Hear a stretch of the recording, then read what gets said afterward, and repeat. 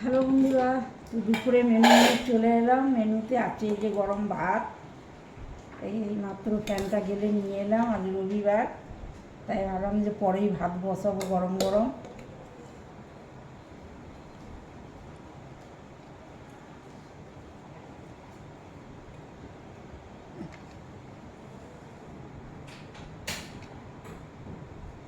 আর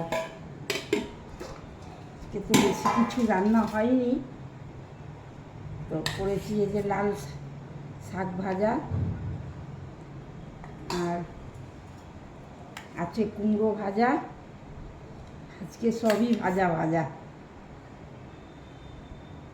আর এই যে রুই মাছের ভাজা।